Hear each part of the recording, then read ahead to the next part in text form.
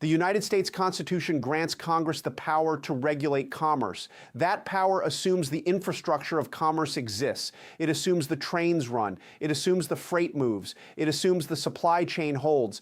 Every one of those assumptions right now is under pressure, not from a foreign adversary, not from a natural disaster, from a trade war designed in Washington, launched against Canada, and built without a single question about who owns the railways that move American goods. That question has now been answered.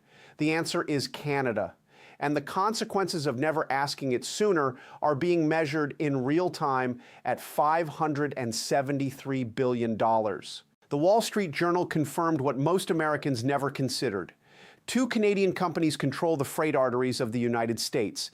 Canadian National Railway, headquartered in Montreal, and Canadian Pacific Kansas City, headquartered in Calgary, are not minor players in a system America dominates. They are two of the 7 Class I railroads on the continent. They own the track. They own the locomotives. They set the schedules. They allocate the capacity. And they make every one of those decisions in Canadian boardrooms, reflecting Canadian commercial interests. CN operates across Illinois, Michigan, Wisconsin, Minnesota, Mississippi, Louisiana, Alabama, and Tennessee. It carries American grain, American chemicals, American automotive components within American territory, between American cities.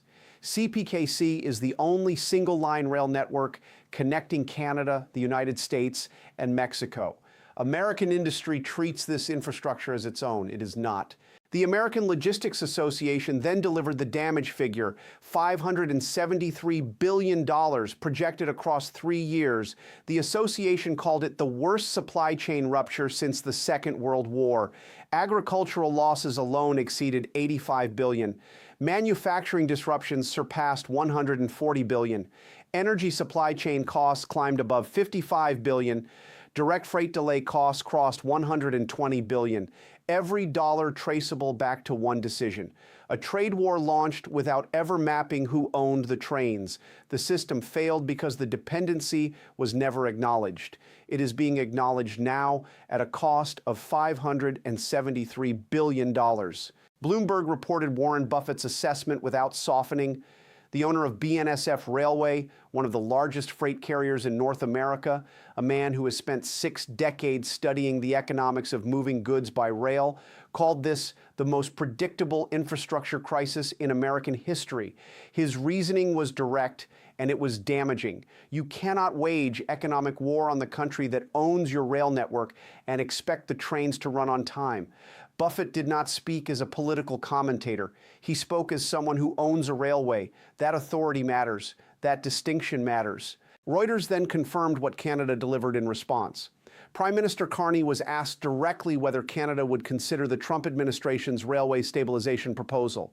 The answer was 9 words: "You don't get to break it and then ask us to fix it." Reuters described the formal diplomatic communication that followed as carrying no ambiguity, no opening for renegotiation, and no suggestion that revised terms would change the fundamental answer. Canada formally rejected the joint North American Railway Stabilization Framework. The refusal was delivered through official diplomatic channels and a simultaneous public statement. The stated position was precise. Canada is under no obligation to subsidize freight service benefiting industries in a country that has imposed tariffs, trade restrictions, and sustained economic coercion on Canadian producers and Canadian workers. Cross-border rail service is commercial. Canada will not distort commercial decisions to absorb the consequences of another government's trade policy. The bailout was refused completely, finally. The Associated Press documented what was happening inside American grain elevators across the Midwest. Iowa, Illinois, Minnesota, Nebraska, and the Dakotas were reporting elevators filled to capacity and staying full. Farmers were harvesting crops with nowhere to move them. The trains that would normally carry grain to export terminals and processing facilities were not arriving at their accustomed frequency. They were running east and west now, not south. The Associated Press confirmed that millions of tons of American agricultural production were facing spoilage risk, not from drought, not from disease, not from any natural disaster, from a trade war that redirected the trains that move the harvest. Grain sitting in elevators for weeks rather than days degrades. Temperature fluctuations, humidity exposure, and pest infiltration destroy grade and certification. Lost certification means lost premium pricing. Lost premium pricing means a profitable harvest becomes a financially ruinous one. The Financial Post then reported what Canada chose to build in response. A $30 billion east-west rail corridor expansion, the largest single rail infrastructure investment in Canadian history, expanded capacity to the Port of Vancouver, the Port of Prince Rupert, the Port of Halifax, and the Port of Montreal. New intermodal terminals connecting inland production centers to both coasts, double tracking and capacity upgrades across transcontinental main lines. Every dollar of this investment serves Canadian global exports. Every ton of capacity added to east-west service is a ton permanently unavailable for north-south cross-border movement. Canada is not simply refusing the bailout. Canada is constructing infrastructure that makes the American dependency structural and irreversible. Politico reported the briefing moment that defined the institutional failure. 3 officials familiar with the session confirmed the account. During a White House presentation on the rail disruption, the president asked his advisors a single question: why do they own our railways? The answer was delivered carefully. CN and CPKC are private companies. They acquired American rail assets over decades through legitimate corporate transactions. Every acquisition was reviewed and approved by American regulators. Every purchase was welcomed and facilitated by successive American administrations. The silence that followed reportedly lasted considerably longer than the explanation itself. The President of the United States had learned in real time that Canadian companies own critical American freight infrastructure. The answer to his question was not complicated: because you approved it, because you welcomed it, because you never considered the consequences. The Detroit Free Press then confirmed what that ignorance was costing American workers directly. Automotive assembly lines across Michigan, Ohio, and Indiana were halting. Parts that had cleared export protocols were sitting in rail yards, waiting for allocated capacity. Components expected within hours were arriving weeks later. Assembly lines already operating at reduced capacity due to parts shortages were now absorbing logistics failures on top of supply failures. The Detroit Free Press reported the 2 crises were not adding, they were multiplying. American factory workers in swing states were watching production stop not because of a natural disaster, not because of market failure, but because of a trade war that destroyed the logistics system it depended on. The Globe and Mail confirmed the most consequential element of Canada's infrastructure announcement. The new east-west rail corridor includes direct links to Canada's Arctic shipping infrastructure. The result is a single continuous logistics chain, from Canadian mine to Canadian rail to Canadian port to Arctic shipping corridor to global customer. The United States does not appear anywhere in that chain. The Globe and Mail reported that this corridor does not require north-south traffic volumes to remain economically viable. It generates its own revenue. It attracts its own shippers. It creates its own self-sustaining commercial demand. Infrastructure that pays for itself does not get decommissioned because someone else's political circumstances change. The Economist then delivered the broader verdict. The trade restrictions imposed by Washington destroyed the very rail system that American industry depends on.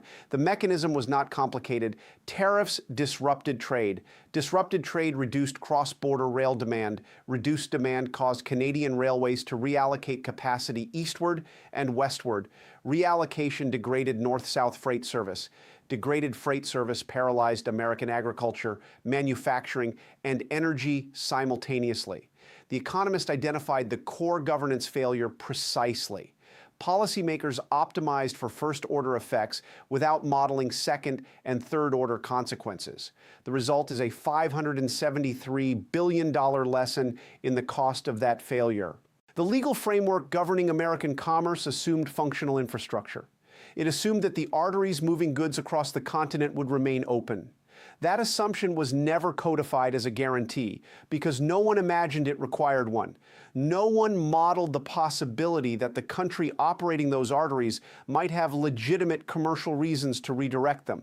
That failure of imagination is now a $573 billion ledger entry. The systemic failure here is precise and documentable. A trade policy was designed and executed without an infrastructure audit.